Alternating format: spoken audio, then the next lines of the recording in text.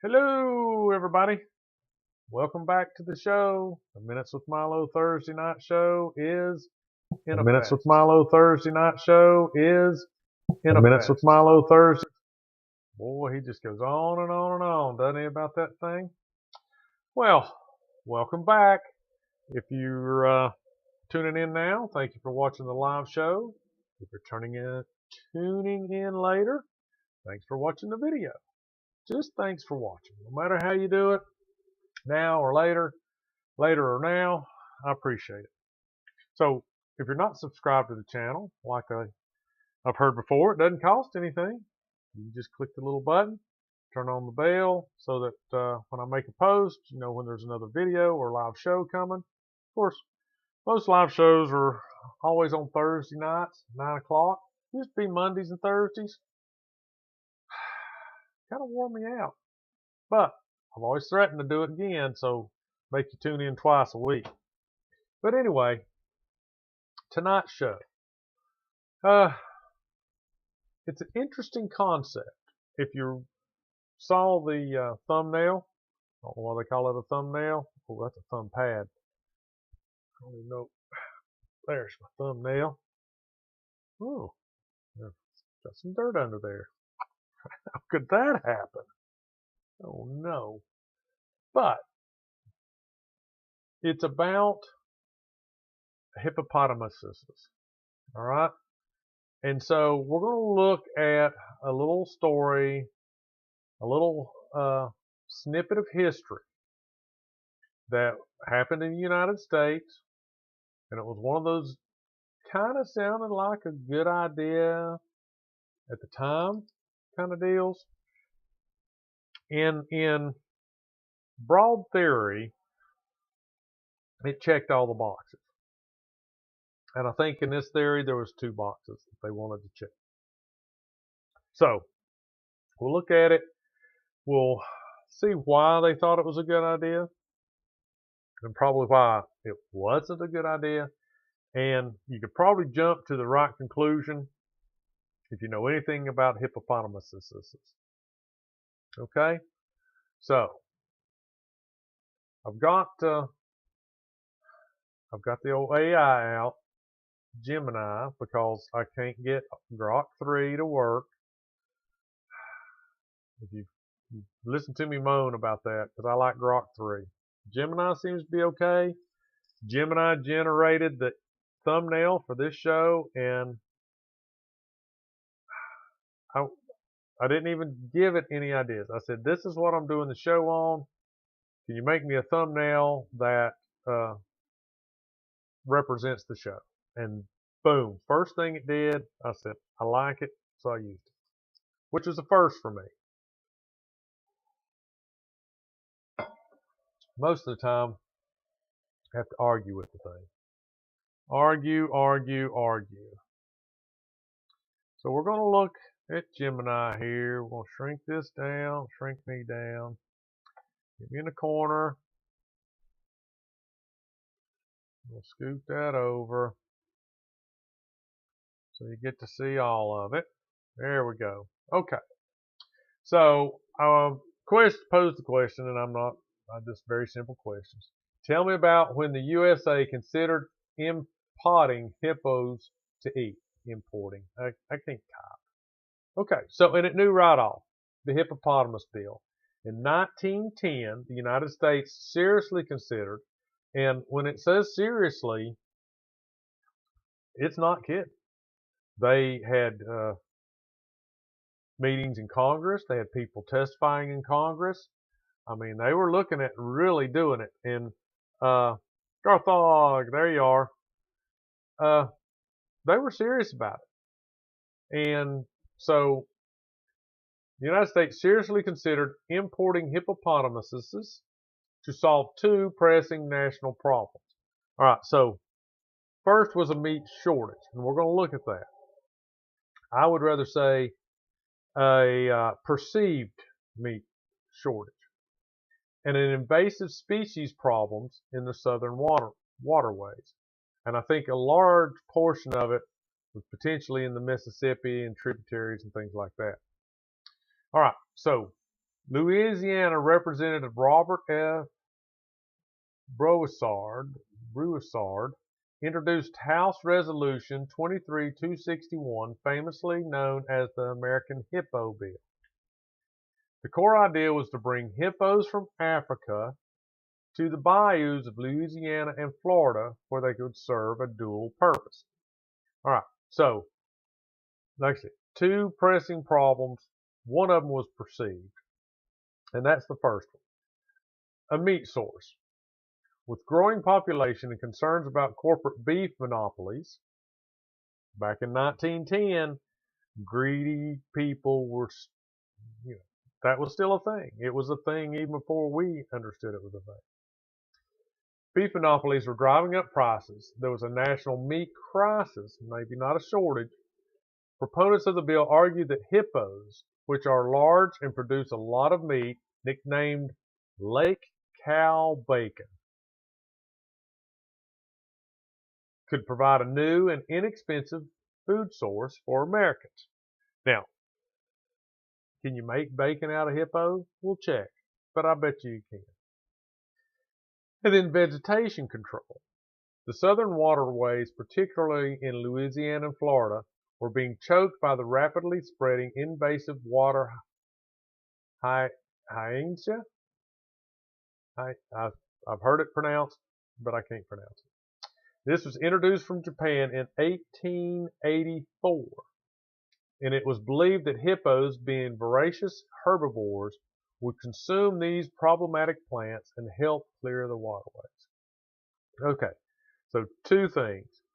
A perceived meat shortage or crisis, and a true crisis in this hyacinth. There we go.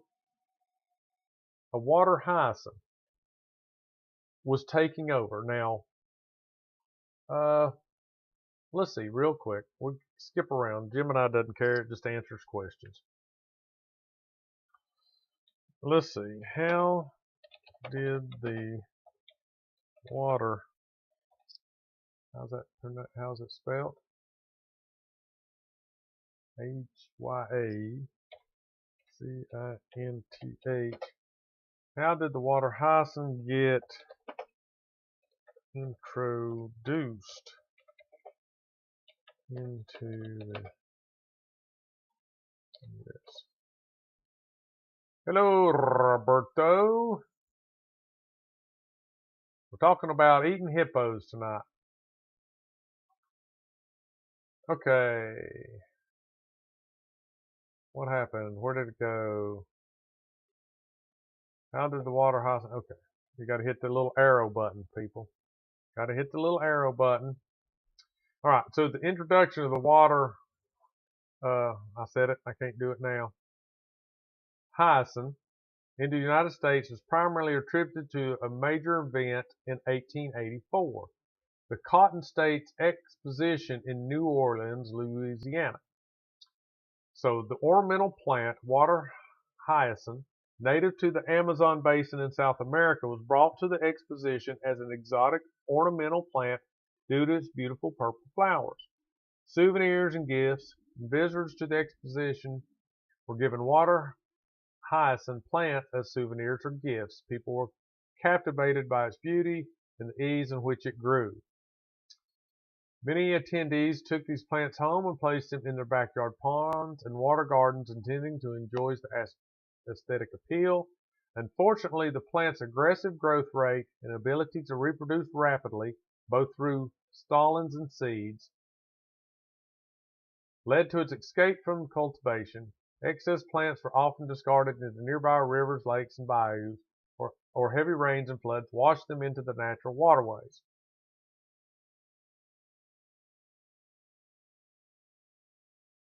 A particularly well-documented case involved Miss W.F. Fuller, who brought water hyacinths from New Orleans to her fish pond on the banks of the St. Johns River near Paleto, Florida, also in 1884. Her discarded plants quickly multiplied and spread throughout the St. Johns River, leading to significant infestations. By the early 1900s, water hyacinth had become a serious pest, particularly in warm, nutrient-rich waters of the southeastern United States, choking waterways and causing widespread ecological and economic problems. Its rapid spread and the difficulties in controlling it were what ultimately led to the consideration of drastic measures like importing hippos. So I guess since Robert has one in a pond and it's a pink pond, is the pond pink or is the hyacinth pink? Never mind. I'm just being stupid.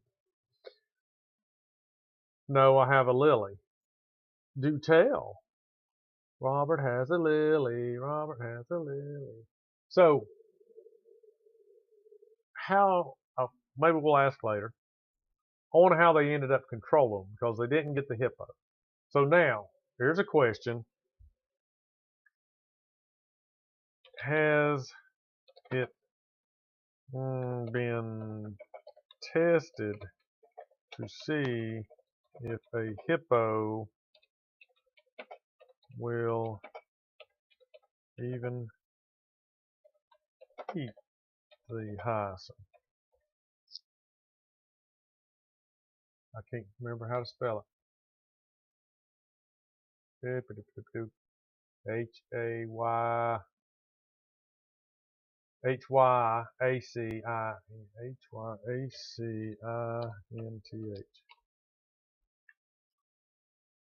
So hippos may not even eat them. It says that's a great question. And it gets to the heart of one of the major flaws in the American hippo bill. While hippos spend a significant amount of their time in water and do consume some aquatic plants, their primary diet consists of terrestrial grasses. They're grazers. They typically leave the water at night to graze on land, consuming large quantities of short grasses. Here's what the research and observations indicate regarding hippos and water hyacinths. Limited aquatic plant consumption. While hippos are herbivores and will eat plant material, aquatic plants like water hyacinth are generally a very small percentage of their overall diet. They prefer to graze on land. So if they had done this, the hippos would have came out at night and eaten the grass that could have potentially been eaten by cows, sheep, or other meat animals. So they'd been in direct competition with, the meat animals, which they were trying supposedly to supplement or, maybe even replace. Water hyacinth often forms dense floating mats. While a hippo could potentially chomp through some of it, the primary feeding method involves using their broad lips to tear off grass close to the ground. This isn't ideally suited for effectively consuming large quantities of floating or deeply rooted aquatic vegetation. Even if they did eat water hyacinth, their physical disturbance of the environment, trampling, creating channels, and their massive amount of waste would have had significant negative impacts on water quality and native aquatic ecosystems. So they don't even eat the hyacinth.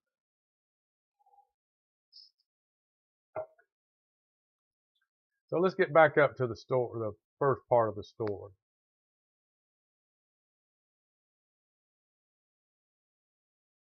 So this was introduced by a Louisiana state representative.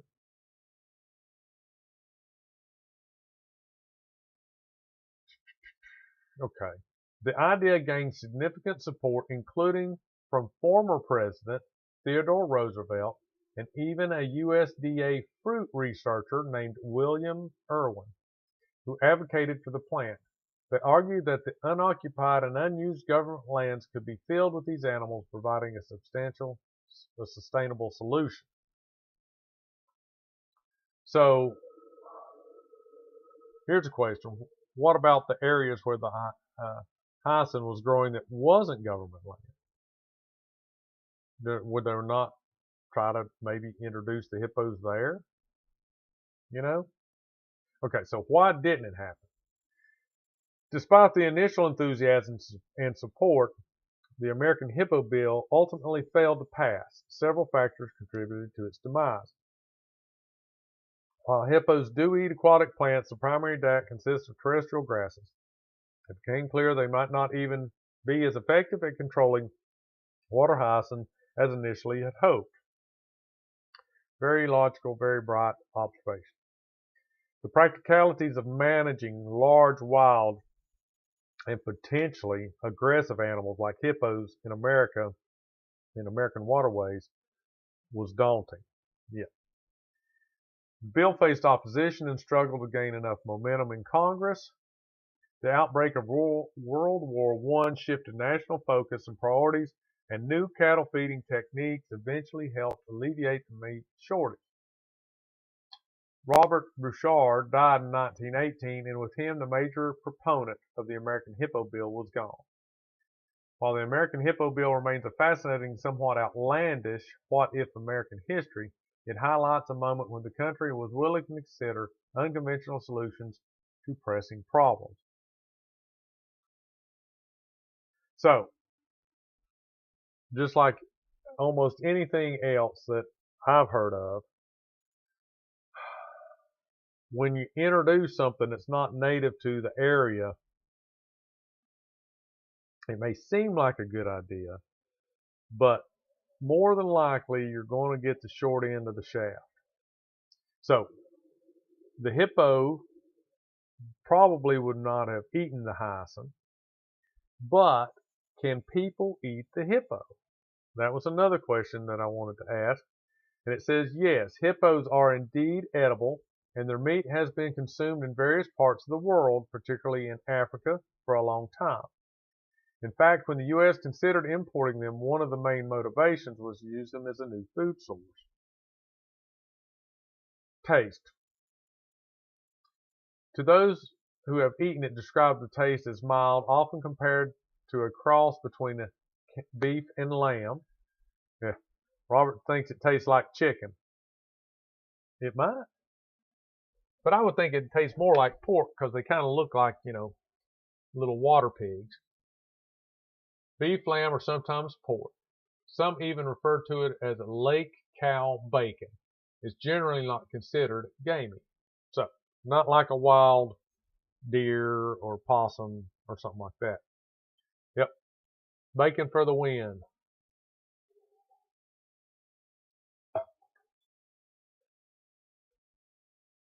Texture. It can be quite lean and tough, sometimes described as having a firm texture. Properly prepared and cooking methods such as stewing or slow cooking are often recommended to tenderize it. Hippo meat is a good source of protein, iron, zinc, vitamin B12. It's often reported to be low in fat. While edible, there are significant safety concerns associated with consuming hippo meat, especially from wild animals. Hippos are susceptible to diseases like anthrax, which can be transmitted to humans. There have been documented cases of illness and even death linked to consuming tainted hippo meat during outbreaks. Therefore, consuming hippo meat from unverified sources carries considerable risks. Due to the vulnerable conservation status and the dangers of poaching, hunting and selling hippo meat is illegal in many countries. Conservation efforts are in place to protect hippo populations. So if they're not really yummy to eat, why are they having a problem with poachers? So while hippos are physiologically edible, the practicalities of acquiring, preparing, and safely consuming their meat, coupled with ethical and legal considerations, make it a rare and discouraged practice in most of the world today. But that wasn't the same in the 1900s, early 1900s. So I asked, Gemini, why was there a so-called meat shortage? So this was in the 1900s. It wasn't like the Wild Wild West where they had, untethered, unsubdivided grazing land, and they had herds, of 1,000 cattle. So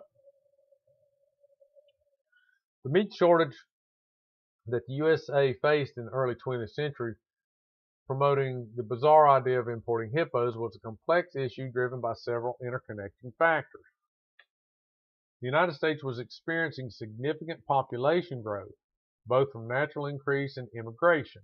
As the population expanded, so did the demand for food, including meat, which was a cornerstone of the American diet and viewed as essential for health and vigor. There was a growing cultural emphasis on meat consumption, particularly beef, as a symbol of prosperity and a vital part of a healthy diet. This increased the per capita consumption, further straining existing supplies. So the era of vast open range grazing for cattle was coming to an end. The invention and widespread adoption of the barbed wire in the late 19th century allowed ranchers to fence off land, leading to more contained operations, but also reducing the amount of free grazing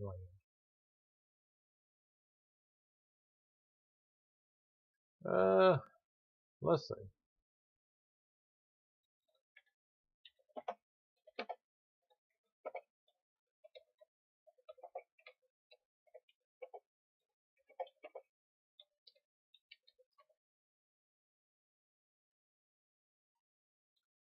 $1,500 to 3,200 kilograms, or 33 to 7,000 pounds. Wow. Some exceptionally large males have been recorded weighing even more, up to around 9,900 pounds. Wow.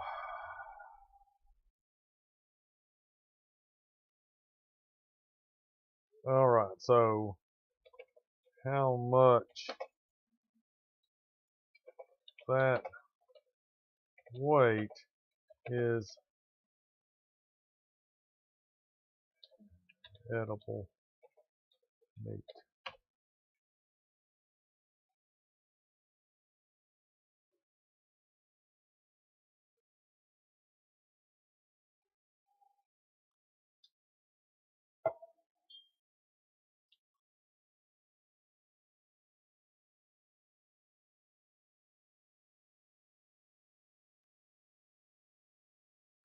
Hippos are known for having a high yield of meat relative to their live weight. Unlike many other large animals, they have relatively little fat, especially subcutaneous fat, and that's just under the skin, and a large portion of muscle. Some sources suggest that a significant portion of the hippo's live weight can be converted into usable meat. One older estimate from a 1962 New Scientist article suggests roughly 1,200 pounds of meat from an average-sized hippo. Some reports indicate a carcass weight after removal of head, high, and viscera can be around 57% of live animals' weight, with lean meat yields potentially around 45% of the live weight. This suggests very good return on animals' overall mass. If we take the average weight of the male hippo, 4,400 pounds, and apply a conservative 45% lean meat yield, that would be around 1,980 pounds of edible meat. Even at 30–40%, is still a very substantial amount. So the idea that a little of him would go a long way gastronomically was indeed based on the reality of the hippo impressive meat yield. So there you have it. That would be a lot of lean meat, or just edible meat. Man, that's a lot. So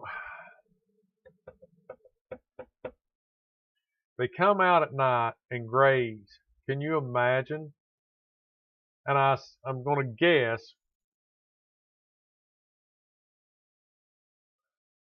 I'm going to guess that a lot of the hippo's reason for staying in the water is to help relieve joint pain. Because, I mean, if you were an average hippo of 4,400 pounds, and you had them short, stubby legs, and you were out eating all the time like a cow, I mean, it would wear you down quick. So I wonder if part of the reason is they like the water so much is because they're, pretty much weightless there. And they don't have to worry about being, being so heavy. Buffalo yield more weight over.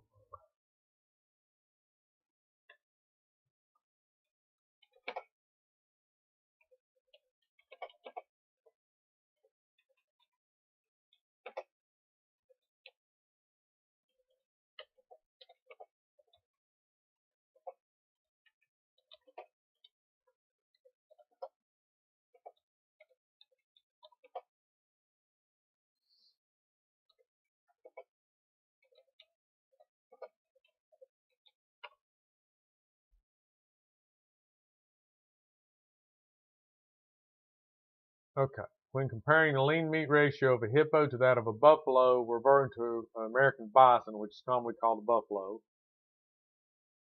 we find some interesting distinctions. Hippos, as we discussed, are known for being quite lean. Reports suggest a carcass weight of around 57% of live weight and a lean meat yield of approximately 45.5% of live weight. This is considered very high yield of muscle with a low fat content. The American bison is also known for being lean, often touted as a healthier alternative to beef due to low fat and cholesterol. All right. For bison, the dressing percentage is typically around 55 to 60% of live weight. This is slightly lower than that of beef cattle, which can be 60 to 64% due to a bison's heavier hide and larger head.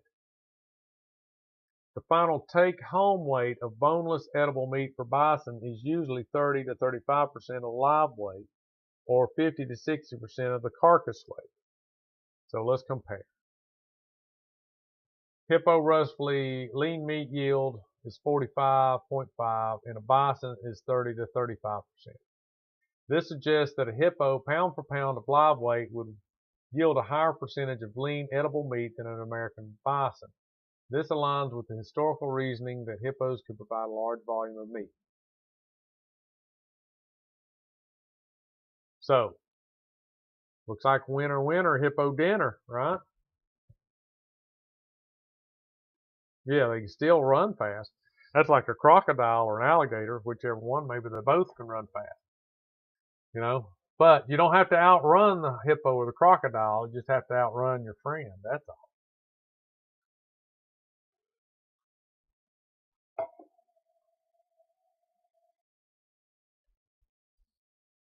So where were we?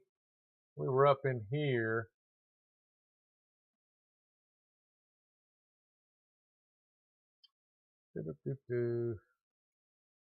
So we knew they probably wouldn't even eat the hyson.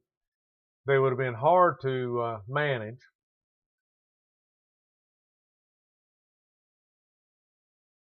All right, so the average weight. Okay.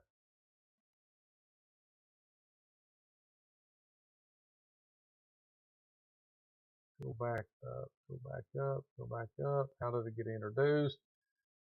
What was that other question I was asking?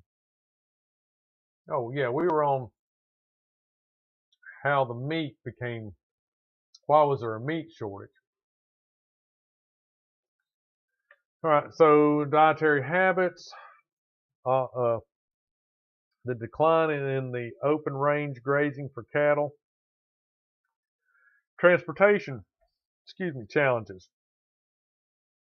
While refrigerated rail cars, introduced in the 1860s, revolutionized the ability to transport meat from west to east, there were still logistical hurdles and costs associated with getting the cattle to market and then processing and distributing the meat.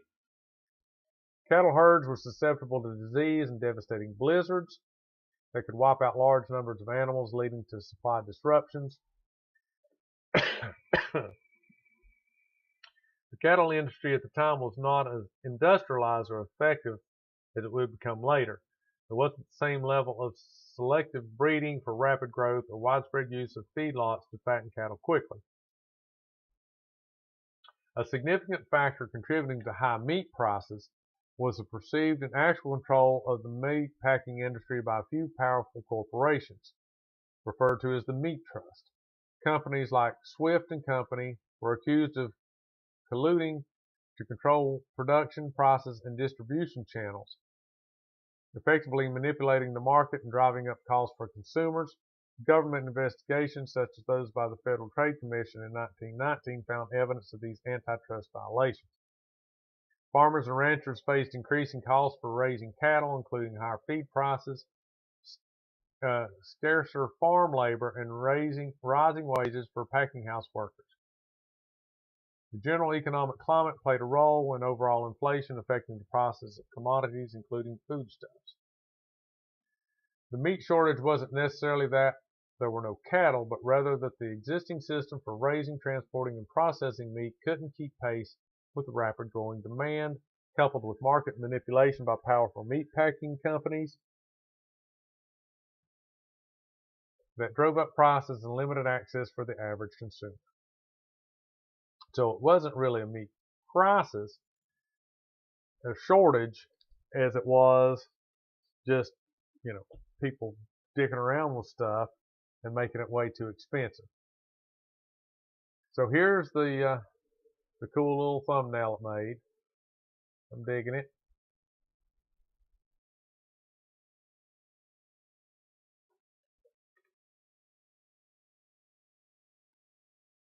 That's interesting. Look at these AI pictures up close. A lot of times they don't look as good as you do at first glance.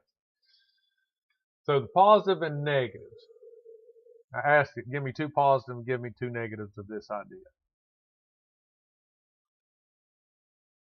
Proponents generally believe the hippo could be a new, abundant, and potentially cheaper source of protein to alleviate the national meat shortage. The larger size meant a single animal could yield a substantial amount of meat, offering a way to diversify the food supply and potentially lower consumer prices. The hippos were proposed as a biological solution to the rampant water hyacinth problem in southern waterways. This invasive plant was clogging rivers, canals, and lakes, disrupting navigation, fishing, and local ecosystems. But as we know, that's not the case. So the negative is a new invasive species. This is by far the most significant negative. Introducing a large non-native animal like the hippopotamus into a new ecosystem would almost certainly have led to an ecological catastrophe. Hippos are highly aggressive, territorial, and destructive to their environment. They would have overcompeted with native species, altered water bodies, damaged riverbanks, and potentially introduced new diseases. Hippos are incredibly dangerous animals, so the second one is public safety, responsible for more human deaths in Africa than any other large mammal. And that's got to include, the rhinoceroses, the tigers, the bears, oh my, all those kind of things. Managing and containing such large, powerful, and aggressive animals would have been an unprecedented and likely impossible task, leading to attacks on people and property. So, let's see.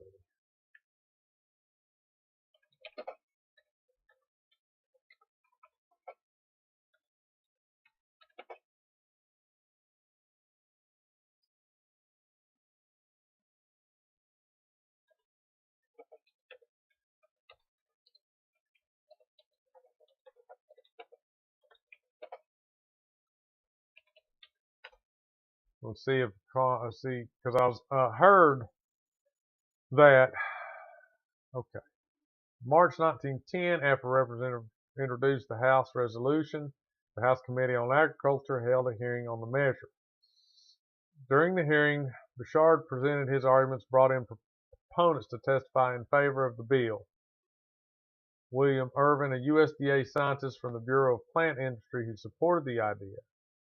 Frederick Burnham, a well-known American scout and adventurer, and Fritz Dunquisney, an Army captain and adventurer. All right, so you'd have to hurt him with a tank.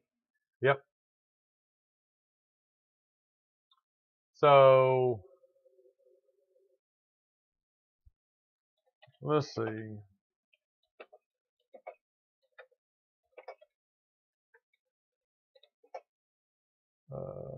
Frederick Burnham.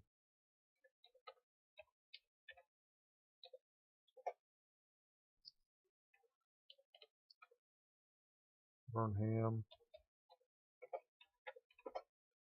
And Fritz. That sounds French to me. Of course, it was in Louisiana that this guy representative was from. Let's see what we know.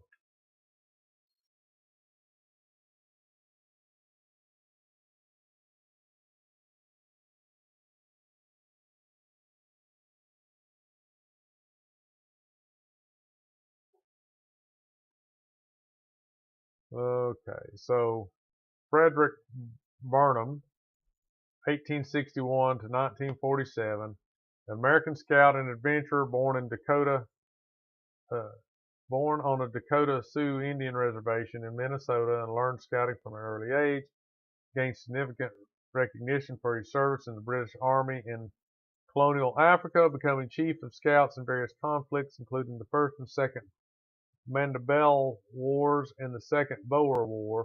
Was nicknamed He Who Sees in the Dark by Africans for his tracking abilities. He is widely considered a major inspiration for the founding of the international scouting movement, having taught woodcraft and outdoor skills to Robert Baden-Powell, the founder of the Boy Scouts. He was also cited as an inspiration for the character of Indiana Jones. Burnham had reportedly argued for the introduction of American wildlife into the American food stream for several years. He partnered with Broussard and whatever other guy's name to form the New Supplied Society to promote the Hippo idea. So Frederick Fritz Dokoninisi, South African warrior who became a soldier, big game hunter, journalist, and a spy. He was known for his hatred of the British Empire due to alleged mistreatment of his family during the Boer War. He fought on the side of the Boers in the Second Boer War, where he gained the nickname Black Panther for his stealth. He claimed to have escaped numerous British prisons. He later became a secret agent for Germany during the World Wars, gathering intelligence, leading spy rings, and carrying out sabotage missions. He was eventually convicted in 1942 as part of the Nazi Germany spy ring in what was the largest espionage conviction in U.S. history at the time. Despite having been a mortal adversary of Burnham during the Boer War, they reportedly had sworn to kill each other. They also partnered with the Broussard and Burnham to advocate for Hippo Bill. He too was involved in the New Food Supply Society. So it sounds like, so that was in 1910. This guy was convicted as being part of the Nazi spy ring in 1942.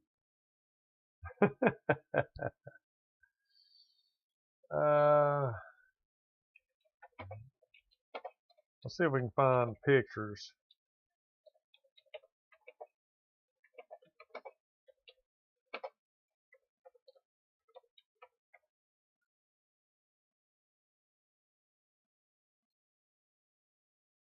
Okay.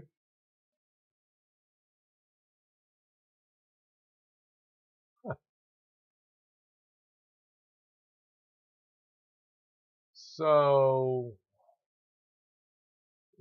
Burnham was born on a Dakota Sioux Indian reservation in Minnesota, and he looks like to be blonde hair and blue-eyed dude. Frederick, whatever, Duquesne, looks to be dark-headed. He was born a South African Boer, who became a soldier, big game hunter, journalist, and a spy. So what is a South African Boer? Oh, quit it. I should have copied that. But I was not expecting him to be a white male.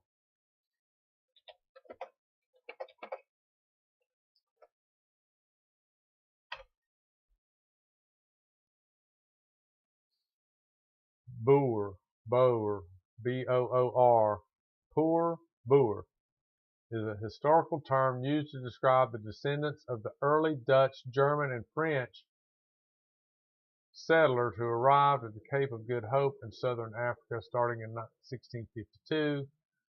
The word Boer, poor, Boer, itself comes from the African and Dutch word for farmer. All right.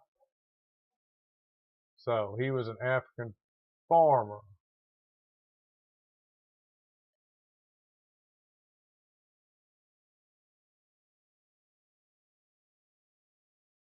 Well, I don't know because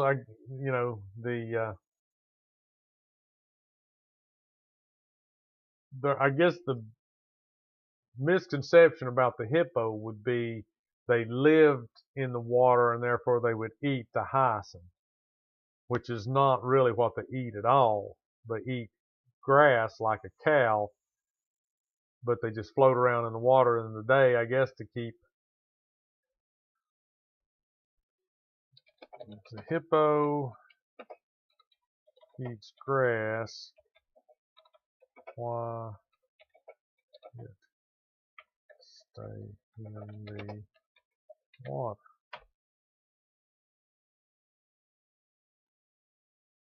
It's a common misconception that because hippos spend so much time in the water, they must eat aquatic plants, while they are indeed.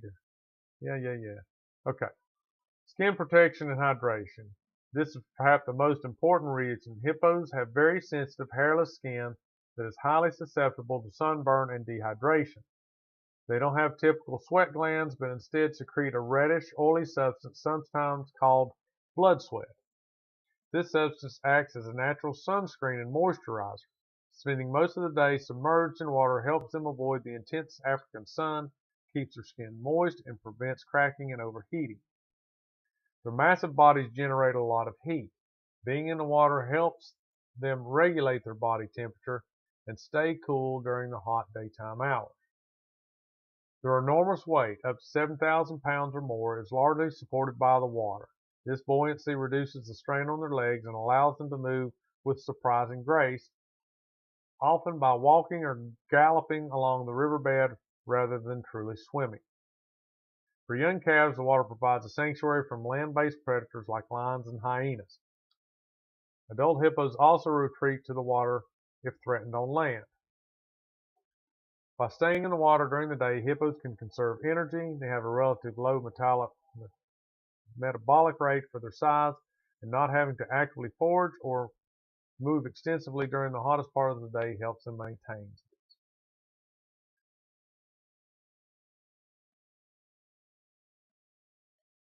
All right, there you go. So they were big for the meat, and then they thought they would eat the hyacinths. So giraffes are big, I guess, for their meat. Maybe they're not as much. It's not as much there because they got some real long, bony legs. Yeah, the shoulder and the hindquarters, but there's no calf muscle there. Big shoulders, big neck. Well, that's one good thing they didn't do was bring hippos to America, because we got enough problems with the pythons and all those big old snakes in the Everglades, and the stupid kudzu that they brought in to do ground cover. Does an excellent job of ground cover. It'll cover everything, anything, dead bodies included. So that's why I said it like at the beginning of the show. It's just not a good idea, to bring in one species to kill off another species. I don't know. It just never seems to really work out the way you would want it to. And you would want it to work out good. I mean, who wouldn't? I mean, I guess there's some people that wouldn't want it to, because they're not very nice people at heart. But as a general rule, people would want it to work and have a nice, healthy, ecosystem. All right, well, I got a big old bruise on my elbow right there. Where is it? Right here. Kind of see it green right around in there. So this is my staycation. I hadn't been home. I hadn't been work this past week. Yeah, Asian carp. Beat him over the head with a stick. And like the first or second day that I was home, I was cleaning out the gutters like I did my last staycation, and I was moving over to cut some tree branches over the barn because when I uh, had the lift here and was cutting back a bunch of trees, I couldn't get to it. So now that the barn was built, put a ladder up there and reached up this little pole saw that I've got and cut some of those down. I didn't get enough. I still got to rent another lift. But now I've got enough dirt around back of the barn that I can put a lift. You know, one of those outrigger jobs. They're kind of fun. Put it there and lift it up. But anyway, I was doing something with the ladder. Oh, that was it. It's one of those extending jobs, right? So it's got a pulley at the top. The rope goes through and you chink, chink, chink, chink, and locks up. Well, I moved it from the house to the barn, went to pull on the rope. It slipped off the pulley and went in beside the pulley and the little piece that holds it. So it was wedged in there. And I pull it back and forth, back and forth, back and forth. I got mad and just give it a big old jerk, and it broke loose, and my elbow came down, not in the funny bone, but right there on the end of that bone. Not in, the funny bone's in between here. It's not even a bone. It's like a tendon. This was the not so dang funny bone right there. And man, it hurt. And it bruised up pretty good size. Yeah, you can't see it for all the hair, but it's in there. Woo, woo, woo. All right. So I hope everybody's had a good week. I've enjoyed mine. I'm beat, man. I am beat. That's hot weather. Been out there doing stuff, sweating, pouring out of you. It's been hot. Today wasn't too bad. Had to go get some tires swapped around from my trailer because they were falling apart, literally falling apart. And riding around with the windows down, it was 75 degrees. It felt like the air conditioner was on in the truck, but it wasn't. So that was pretty cool. But yeah, it's been busy. And I've still got lots of things that I didn't get to. I would like to go someplace and do something fun. We did go down to Jonesboro to that Amish place. I wish I could remember the name of it. It's a family name. And the Ruth donut pretzel place is right next door to it. It's got a little thing. But it's like this is like a big general store. And they have a deli in there. And they have all kinds of meats. And they've got coffee. Yeah. Is it Troyer's? Yeah, Troyer's. That's the place. Me and the little woman went down there, rode down in the Miata with the top down, and grabbed us a sandwich and stuff like that. And yep, pretty good sized place, man. I mean, all kinds of stuff in there, just like you'd expect. But it was kind of fun. And she got a pretzel. I didn't get a pretzel. And I like Annie Ruth's. Best bologna sandwiches in the world, huh? Well, we split like a deli sub. They had those made up. People were waiting in line, placing orders, and they just had them there in the cooler. So we just got one of those. And I got a lemonade at Annie Ruth's. We call that Telford. Okay.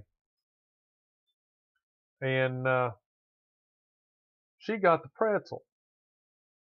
And she let me, I didn't really want anything after I ate the sandwich, but she had to have one, so she got one, and I tried a bite of it. And I was very, very disappointed in their pretzel. And I'll tell you why. To me, it didn't really have any pretzel texture or flavor. To me, it was like a twisted roll. It was like twisted bread with some butter and salt on it. I couldn't, when I ate the pieces that I ate, there wasn't any of that pretzel texture.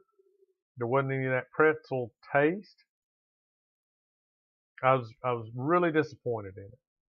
Now, I mean, she liked it, but she agreed there wasn't a lot, if any, pretzel taste. It's just like twisted bread, almost like breadstick.